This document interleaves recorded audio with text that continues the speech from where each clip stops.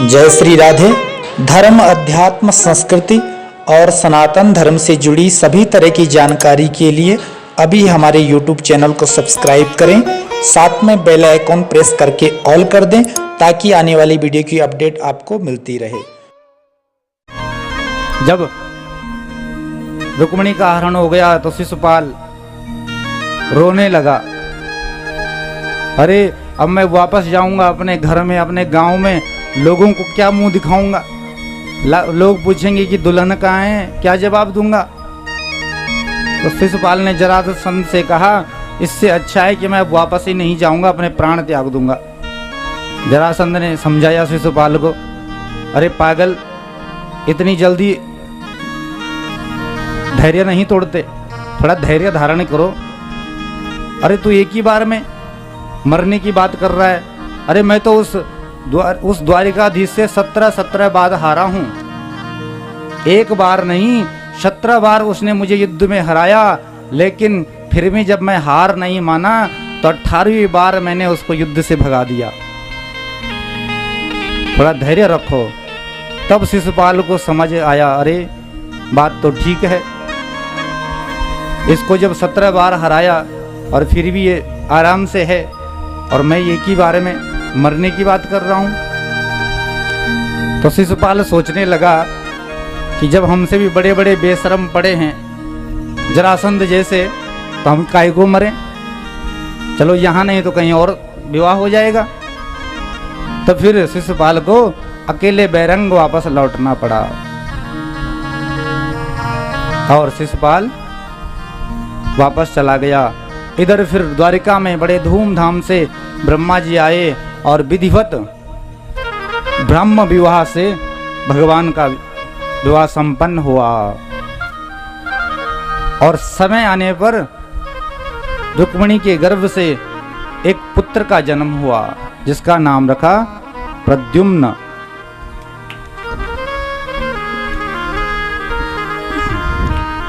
प्रद्युम्न नाम का पहला बालक हुआ। ये प्रद्युम्न कौन है? बोले प्रद्युम्न पूर्व जन्म का कामदेव है। जब इसने कामदेव ने भोलेनाथ की तपस्या में विघ्न डाल दिया, भोलेनाथ का तीसरा नेत्र खुला और उससे कामदेव भस्म हो गया। कामदेव की पत्नी प्रभु भोलेनाथ के पास में गई और कहा, भोलेनाथ अब मैं किसके सहारे जीऊंगी? मेरे तो आपने स्वामी का हरण कर दिया, उनको समाप्त कर दिया, अब मैं किसके साथ रहूंगी? तब भोलेनाथ ने कहा, रति इस बार तो तुम्हें मिल नहीं पाएंगे, पर अगले जन्म में तुम्हारे पति कामदेव भगवान कृष्ण के यहाँ जन्म लेकर के आएंगे। तो वही कामदेव प्रद्युम्न बन करके आए। कामस्तु वासुदेवांसो दग्धः प्रागरुद्रमन्युना देहोपपत्तये भूयस् तमेव प्रत्यपद्यत। कामस्तु वासुदेवांसो, वासुदेव के अंश बन करके कामदेव कौन? जो दग्धः प्रागरुद्र मन्युना, पहले रुद्र यानी कि भगवान शिव के क्रोध से दग्ध हो गए थे, जल गए थे, और वही आए। और इन्हीं प्रद्युम्न ने फिर संभ्रासुर नाम के दैत्य का संहार किया और पुनः अपनी पत्नी रति को प्राप्त किया। तो इस तरह भगवान का ये पहला विवाह संपन्न हुआ। इसके बाद भगवान के अन्य भी विवाह हुए। कैसे कैसे? तो बोले एक द्वारिका में सत्राजित रहता था। सत्राजित, तो ये सत्राजित भगवान सूर्य का उपासक था, पूजा करता। एक दिन भगवान सूर्य ये सत्राजित से प्रसन्न हो गए और इसको वरदान में एक मणि दे दी, शमंतक मणि, कि मैं तेरे से प्रसन्न हूं तो ये मणि को ले जा। उस मणि का चमत्कार था कि वो मणि एक दिन में 8 भार सोना दिया करती थी। 8 भार सोना, एक भार में होता है 20 तोला, और 8 भार मतलब 160 तोला सोना ये मणि प्रत्येक दिन दिया करती थी।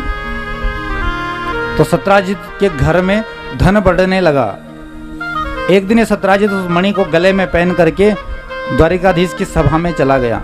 वहां पर सभी देवता भगवान के साथ बैठे थे। जब देवताओं ने दूर से आते हुए देखा सत्राजित को, तो बड़ा चमक रहा था सूर्य की तरह। तो देवताओं ने कहा कि प्रभु देखो, भगवान सूर्य आ गए हैं। प्रभु ने ध्यान से देखा कि सूर्य कैसे आए, तो समझ गए सूर्य नहीं, ये सत्राजित है, गले में मणि डाल के आ रहा है, इसलिए चमक रहा है। तो सत्राजित आया। भगवान ने उससे कहा कि भाई सत्राजित, तुम्हारे पास ये मणि है, इतना सोना देती है एक दिन में, तुम ऐसा करो, इसको राजकोष में जमा कर दो, इससे जो धन निकलेगा वो प्रजा की सेवा में लगेगा। सत्राजित ने कहा, अरे महाराज आप कैसी बात कर रहे हो, इस मणि को पाने के लिए मैंने इतनी तपस्या करी और आपको मैं ऐसे ही दे दूं? मैं नहीं दे सकता। बोले ठीक है, जैसी तुम्हारी इच्छा। नहीं दिया। तो एक दिन सत्राजित का छोटा भाई प्रसेन उस मणि को गले में पहन करके वन में शिकार करने गया। जब वन में गया तो वन में एक सिंह ने प्रसेन पर हमला बोल दिया और उसको मार करके वो मणि वापस ले ली। सिंह उस मणि को लेकर के जा रहा था, तब तक आगे से एक ऋक्षराज कौन, जामवंत जी आ रहे थे। और जैसे उन्होंने मणि देखी सिंह के पास, तो हमला किया सिंह पर और उसको युद्ध में समाप्त कर दिया, मार दिया और मणि अपने हाथ में ले ली। और वो ऋक्षराज वो मणि लेकर के अपनी गुफा में चला गया। उसकी एक पुत्री थी जाम्बवती, उसने अपनी पुत्री को वो मणि दे दी। उसको पाकर जाम्बवती बड़ी प्रसन्न हुई। अब इधर जब प्रसेन वापस नहीं गया घर, तो सत्राजित ने सब जगह खोजा, लेकिन कहीं पता ही नहीं चला। तो तब उसको शंका हुई सत्राजित को कि कहीं हो ना हो द्वारिकाधीश मेरे से मणि मांग रहे थे, मुझे तो लगता है कि उसी ने मेरे भाई को मरवा करके और वो मणि ले ली। सबूत तो कोई है नहीं, लेकिन मुझे शंका है। पर जब तक सबूत ना मिले तब तक कैसे किसी को बताऊं। तो तब सोचा चलो किसी को तो नहीं बताता हूं, लेकिन अपनी पत्नी को बता देता हूं। बोलो राधे राधे। सोचा बाहर नहीं बताऊंगा, घर में बता लेता हूं। तो तब अपनी पत्नी से बताया कि ऐसी ऐसी बात है, द्वारिकाधीश मेरे से मणि मांग रहे थे और मैंने देने से मना कर दिया था, तो मुझे लगता है उन्होंने मेरे छोटे भाई को मार करके वो मणि ले ली। अब पत्नी को बता दिया, पर उससे कह दिया कि भाई जब तक पता ना चले, कोई प्रमाण ना मिले, तब तक कहना मत किसी से। बोले हाँ नहीं कहूंगी, इतना कह दिया। अब वो दूसरे दिन जल भरने गई अपनी सखियों के साथ, उसकी सहेली थी, और उसने अपनी सहेली से कहा कि बहन मैं तेरे को एक बात बताने जा रही हूँ, पर तू किसी से बताना मत। उसने कहा अरे बहन तू कैसी बात कर रही, तेरी कोई बात मैंने आज तक बताई है क्या? तेरे को मुझ पे भरोसा नहीं है? बोले भरोसा तो है, पर कहीं बता दी तो? बोले नहीं बताऊंगी, क्या बात है? उसने सारी वैसी की वैसी बात बता दी। उसने कहा अच्छा ये द्वारिकाधीश इन्होंने ऐसा किया? बोले हाँ। अब तो महाराज उसने दूसरी सहेली को, उसने तीसरी ने चौथी को, चौथी ने पांचवी को, और ऐसे ऐसे बात फैल गई। प्रेम से कहो राधे राधे।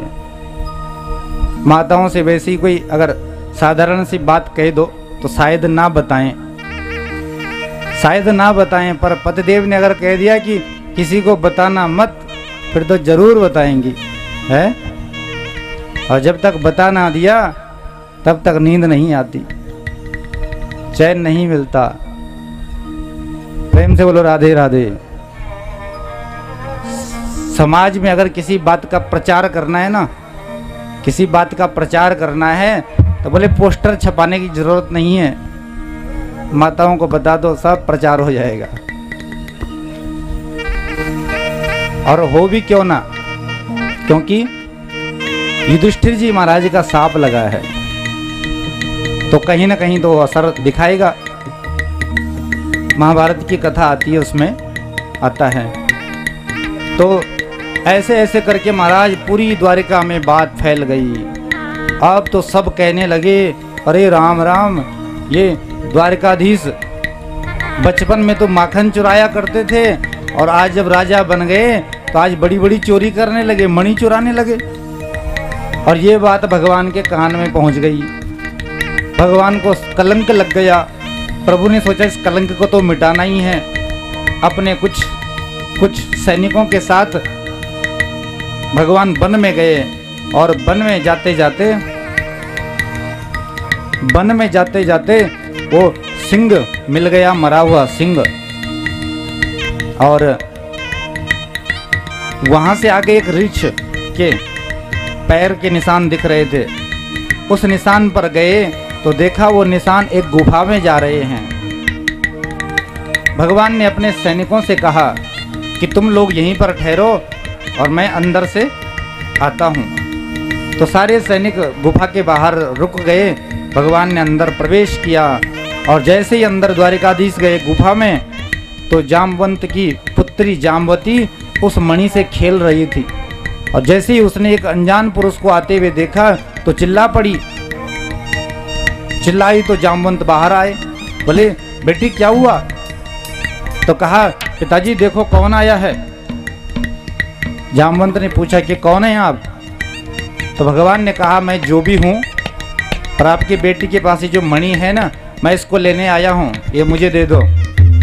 जामवंत ने कहा, अरे कैसी बात करते हो, मणि कैसे दे दूँ आपको? बोले, ये मणि हमारी है, मैं इसको लेने आया हूँ। जामवंत ने कहा, मैं तो नहीं दूंगा मणि। भगवान ने कहा, मैं तो लेके जाऊंगा। बोले, नहीं दूंगा। बोले, लेके जाऊंगा। बस तो मैं प्रारंभ हो गई और धीरे धीरे युद्ध हो गया दोनों के बीच में। और महाराज एक दिन चला, 2 दिन चला युद्ध। जो सैनिक बाहर द्वार पर खड़े थे उन्होंने 12 दिन तक भगवान का इंतजार किया और वो वापस लौट गए। और इधर 27 दिन तक युद्ध चलता रहा जामवंत के साथ। 28वें दिन भगवान ने ऐसी मुष्टिका का प्रहार किया जामवंत की छाती पर कि धड़ाम से जमीन पर गिर पड़ा, मूर्छित हो गया। जामवंत समझ गया कि कोई साधारण व्यक्ति तो है नहीं। उठ करके खड़ा हुआ, हाथ जोड़े और कहा, आप कौन हैं? अचानक जामवंत की नजर भगवान के वक्षस्थल पर पड़ गई। वक्षस्थल पर देखा श्रीवत्स का चिन्ह तो पहचान गए। ओहो, आप तो मेरे प्रभु राम हैं, पहले क्यों नहीं बताया आपने? तो तब द्वारिकाधीश ने कहा, जामवंत इसलिए नहीं बताया कि जब मैंने रावण को मार दिया था तुम मेरे पास आए और तुमने कहा था कि प्रभु अभी मेरे हाथ की खुजली शांत नहीं हुई, मेरे से तो कोई बचा ही नहीं युद्ध करने वाला। जामवंत ने कहा था, आप ही मेरे से युद्ध कर लो। राम जी से कहा। राम जी ने कहा, भाई नहीं, मैं मर्यादा पुरुषोत्तम हूँ और तुम तो मेरे सेवक हो, सेवक के साथ कैसा युद्ध करूं? पर तुम्हारी ये इच्छा मैं पूरी करूंगा। तो जामवंत, वही त्रेता युग की इच्छा आज तुम्हारी पूरी हो गई, अब तो मणि दे दो। तो जामवंत ने कहा, प्रभु मैंने मणि तो अपनी बेटी को दे दी और बेटी को दी हुई चीज वापस नहीं ली जाती। तो अब तो अगर आपको मणि चाहिए तो एक ही उपाय है। क्या? कि बोले, मेरी बेटी भी जवान हो गई, आपके जैसा बर कौन मिलेगा, आप इसे स्वीकार कर लें और दहेज के रूप में मणि भी ले जाएं।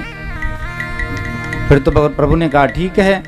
और विवाह हुआ, जामवती को लेकर के आए और वो मणि सत्राजित को दी और पूरी घटना बताई कि ऐसे ऐसे तुम्हारे भाई को सिंह ने मारा, फिर भालू ने मारा, उससे ये मणि मैं लेकर के आया हूँ, देखो प्रमाण। तो तब जाकर के सत्राजित को पता चला और महाराज फिर सब लोग सत्राजित को गाली देने लगे कि इस मूर्ख ने भगवान पे झूठा कलंक लगाया। कल तक तो सभी लोग कह रहे थे कि अरे वो तो बचपन का चोर है, आज भी चोरी करता है। और अब वही लोग कहने लगे कि हम तो पहले ही कह रहे थे कि द्वारिकाधीश के दरबार में किस बात की कमी है, इस दुष्ट ने ऐसे ही बोल दिया भगवान को। तो जनता की हवा बदलने में देर नहीं लगती, कब कुछ पता नहीं। अब सत्यराजित ने सोचा मैं क्या करूं, लोग मेरे को गाली देते रहेंगे, तो इसका एक ही उपाय है कि मैं अपनी बेटी सत्यभामा को भगवान को दे दूं और दहेज में ये मणि भी दे दूं। प्रभु से प्रार्थना करी कि मैं अपनी बेटी का विवाह आपसे करना चाहता हूं। बोले ठीक है। बोले ये मणि भी आप ले जाओ। भगवान ने कहा नहीं नहीं, मणि आप अपने पास रखो, लेकिन इससे जो धन निकलेगा वो हमारे राजकोष में देना। बोले ठीक है। तो महाराज ये भगवान का हो गया तीसरा विवाह। कौन सा विवाह हुआ? जोर से बोलो। तीसरा विवाह। अब जरा गिनते रहो, ठीक है, कितने विवाह हुए, कुछ तो काम करो। मैं बताता रहूंगा, आप गिनते रहो, ठीक है। आधा काम मैं करूंगा, आधा आप करो। बोलो राधे राधे। ते भगवान का तीसरा विवाह हुआ सत्यभामा से। एक दिन भगवान अर्जुन के साथ दिल्ली गए। कहाँ गए? दिल्ली। दिल्ली का प्राचीन नाम है इंद्रप्रस्थ। तो वहां पर गए तो प्रातः काल जब हुई तो यमुना के तट पर दोनों घूमने गए। जब यमुना के तट पर पहुंचे तो वहां पर प्रभु ने देखा कि एक कन्या तप कर रही है, तपस्या कर रही है। भगवान को कौतुक हुआ और अर्जुन से कहा, अरे अर्जुन देखो तो सही, ये कन्या कौन है, इस निर्जन वन में क्या कर रही है?